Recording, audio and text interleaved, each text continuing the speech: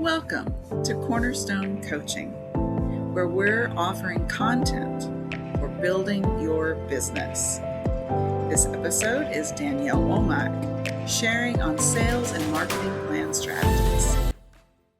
This morning I just hope to share with you a couple of practices that hopefully you'll be able to implement into your business and create a stronger marketing ecosystem or foundation.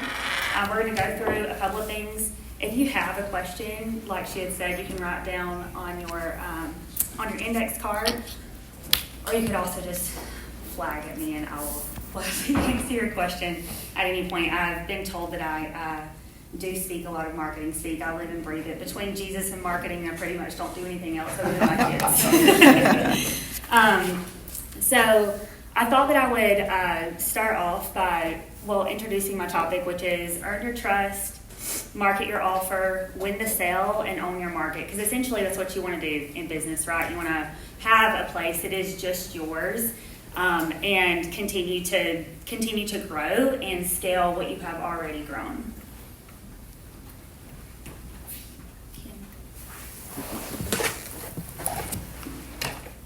Let's just throw it out. Not too far. Make sure it works.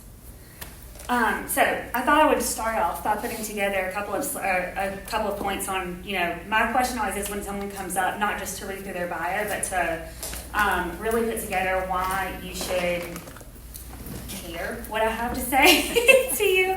And so just to kind of talk through a couple of the things that I've done in my few years of marketing career. I graduated from Stanford in 2010 and went to work at Lucky & Company, which is an ad agency here in town. Super fun place to work.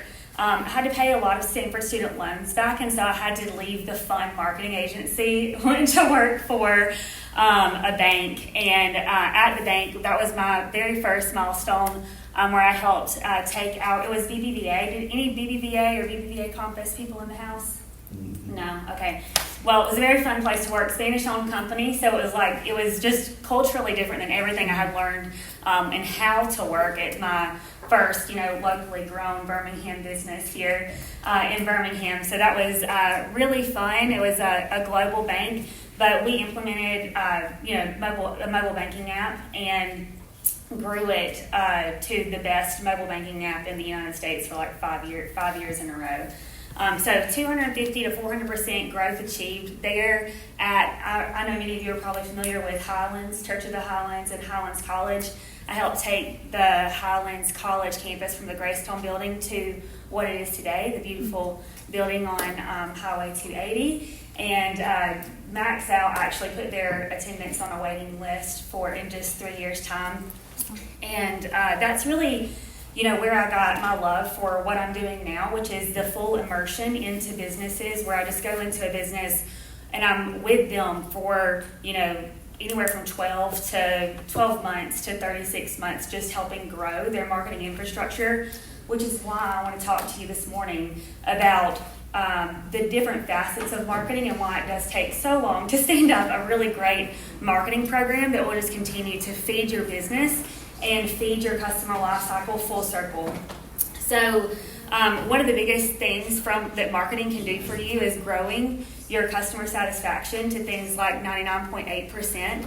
I've done that at every business that I have entered. And then what I know to be true is that this works cross industries. So this works no matter what type of industry you're in. I've been able to take this from tech startups to obviously like banking, and then the education realm.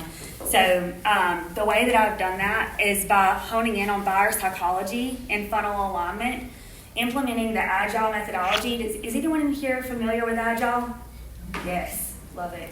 Once you learn to work that way, you'll never go back. And we'll talk about, for those of you who aren't familiar, we'll talk about that just a little bit later, so no one's left in the dark on that. And then just creating a really solid marketing ecosystem architecture and infrastructure within your business. The secret is knowing which move to make. It's not knowing which move to make first. It's making every move count and iterating and iterating and iterating. You can go to the next slide. Is it working now? I'll make you do that. Okay.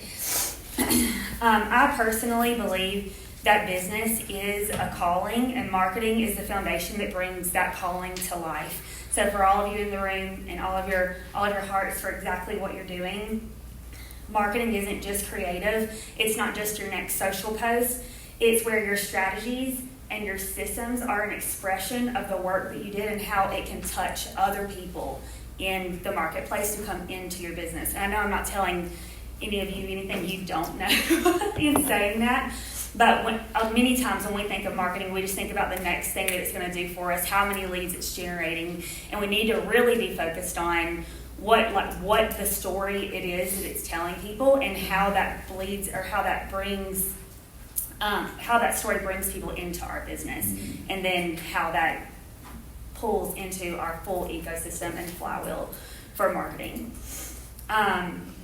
When you build it right, marketing isn't heavy, it's dynamic, it's life-giving, it's delightful, and it moves your business to the next level.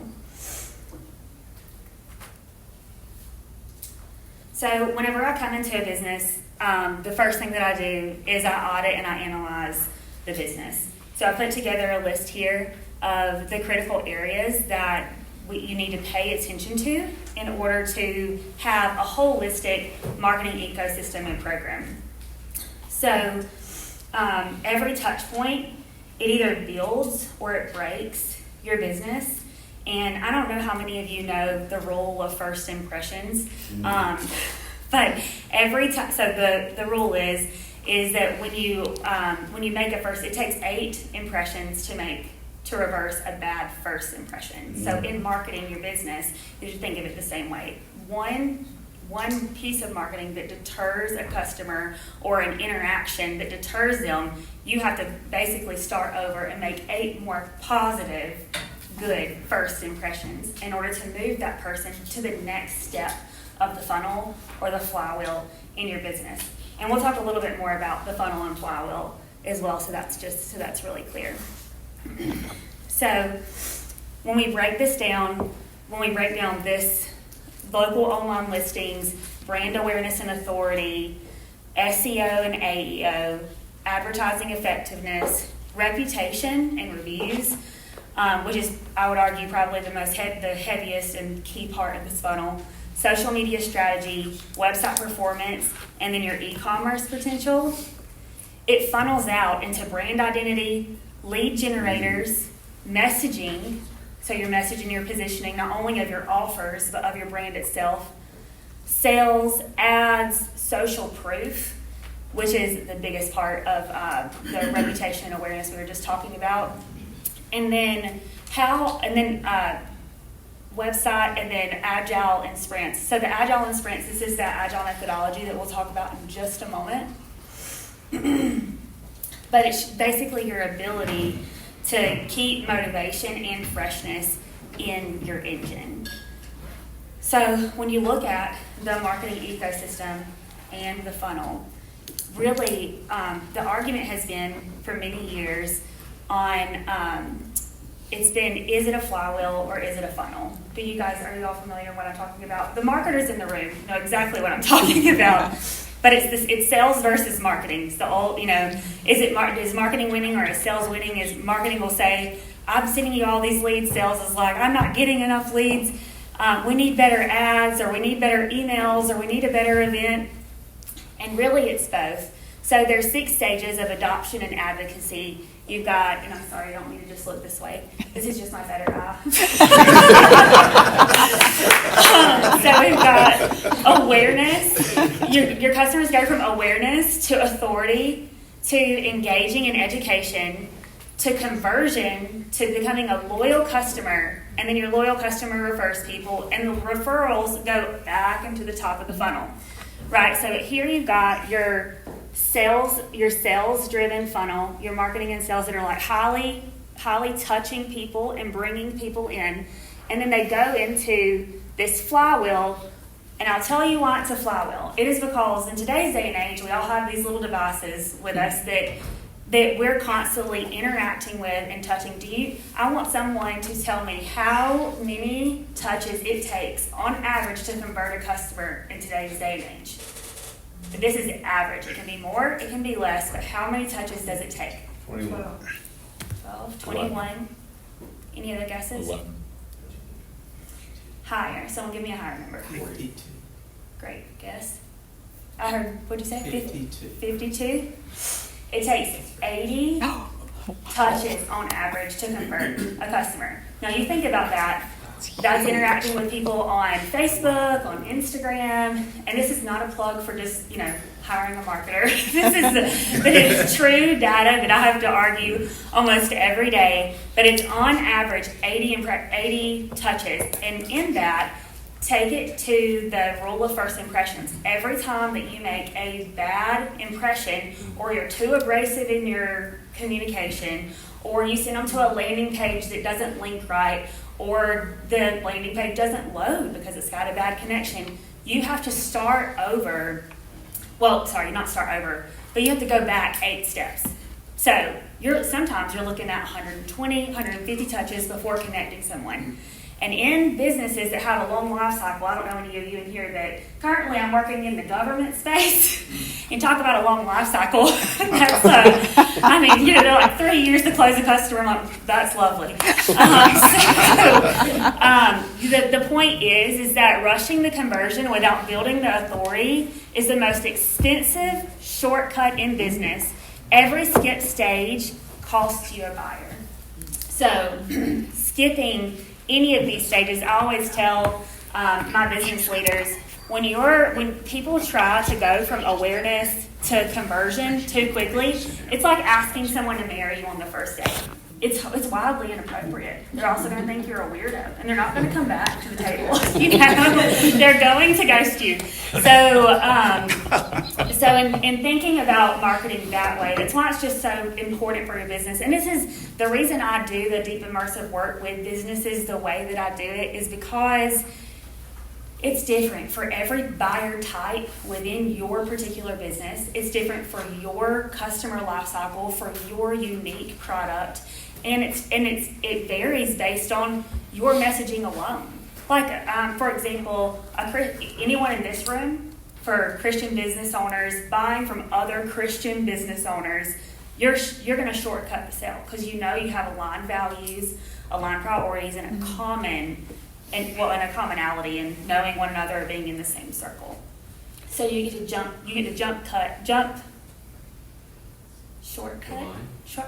yes, thanks, whatever, you know what I'm saying. But you get to take the shortcut to being able to skip through these stages. But even in going through these stages at a faster rate, you do not want to skip any of them. So awareness is, hi, I'm Danielle, so nice to meet you. I live in Birmingham. Authority is slide number 2 that we went through. I've done this a few times, had some success. Engagement and education. I'm going to talk to you and teach you about what I know about marketing, what's failed, what's worked, how we've gotten our wins. And then after you know me and you understand how I do, what I do, then you're going to be able to convert someone. And we can apply that to anyone. And then we all know a happy customer becomes a loyal customer that then one day tells their friend that sends them your way. No. And I will share this deck. James, we can send this out later, but just some good stats here for you to share with your team, or just engaged customers are your most valuable assets. I think you all know that. 23% of engaged customers, 23% is the profitability premium for a fully engaged customer. A 5% retention increase can boost your profits by 25 to 95%. And there are 50% more existing buyers that are more likely, an existing buyer is 50% more likely to try a new product or your new product, or to be able to cross-sell them deeper into your customer base. And then loyal customers spend 67% more than new customers. So this is just a validation point of why it's important to get the right customers in your business. And then after you get the right customers in your business, to continue to deepen them, because that right there can drive your profitability margins alone. And as successful business owners in this room, I'm sure you all know that. So touch points, they're not optional. They are the system. Buyer journeys require 6 to 12 meaningful interactions. Liz in the back, my other marketing girl, he said 12 earlier. That's what she was thinking of. Is just that each buyer journey requires 12 interactions. What's changed about today is it takes about 6 to 12 interactions at each of those phases of the funnel. We're used to it was just one touch per phase, and you could speed someone right through. And then high ticket or B2B, that can stretch to 20 to 50 touches, and then up to 80 in your lifelong cycle. So what that means for your flywheel is every touch point is a trust deposit. Consistency across your journey compounds authority. And when you skip stages, it breaks the system. So about Agile, I'm going to take just a few minutes and spend some time on Agile methodology. So thinking Agile pretty much means that you're going to launch, test, analyze, and iterate. That I learned this in working with the software development teams. It's essentially how you organize work. And I love taking this to marketing practices and principles, as well as even running my own business, because it focuses on what costs me the least amount of effort and gives me the highest return over and over and over again. So, and that's how people, I mean, you've experienced that. They're like, oh, we've got a new app for you. You download it. It's got bugs all in it. Breaks your phone. They pushed out their minimum viable product. Well, marketing is the same way. So the way I do it in businesses is I put together a campaign. We roll it out at the minimum viable product, and back in the day, everybody in the organization needed to get behind it and agree with it and love it and feel like they could hang it on their wall. Today, not so much. We're going to put it out in the market, we're going to test it, and we're going to iterate. And guess what? We have 80 touches to get to where we're going. So we've got time to iterate. So thinking Agile and just thinking about not only your customer journey in an Agile way, but thinking about every piece of marketing that you put out the door just as a test and as an iteration, and just having a way having a sophisticated way, I would say, to track that engagement. So having a really good CRM that tells you how many times someone touched it and how many times, and so that you can just track that customer's engagement along that life cycle. Everyone knows what a CRM is, correct? All right, lovely. Go High Level's a really good one if you don't, and very affordable if you don't have it already. I know James is a fan. I am. Sam's a fan, right, buddy? Oh, yeah. So I want to be sure to just make sure that I leave you with this today. Intimately knowing your premium buyer is really the fast track way to doing marketing right. So I did list this up there. Not all buyers are created equal. Everyone knows we have like 4 buyer types, right? So there's different types of people. There are 16 personality types. Everyone interacts with people differently. To run a sophisticated marketing campaign at a larger enterprise level organization, just to give you an idea of what I'm talking about, for every buyer type, I will have a variation of a campaign, because they think differently, they interact differently, the way that they are going to book their meeting is different. They're, someone like, I'm ready to take action now, versus I just want to watch this video and I want to do all the research. Engineers of the world, right? I'm going to do all the research myself and then talk to someone at the very last possible second. So for essentially, like for any campaign, I'll have from 8 to 16 variations of that campaign that we're testing and that we're tracking and that we're making sure produce in the most effective way. And then I iterate on those as we learn more about that customer base. So not all buyers are created equal, and most importantly for business owners here in this room, you are not your premium buyer. Most business owners want your marketing to look the way that you want it to look, the way that you would buy, but you're the minority. You're the entrepreneurs of the world, the rare ones that make it. And so it's really important that you remember that you need to design your person who is running your marketing, whichever way that works in your business. You need to design your marketing for each specific buyer type that you have in your business. Pain keeps people stuck. I know a lot of people, especially my Grant Cardone sales junkies of the world, you guys love to talk about the pain point and how you can solve it. But desire is what moves people forward. Keeping people locked in on the trust and the trust that you give them and the transformation they can experience, and helping them relate to you is really how you're going to convert them faster in the long run.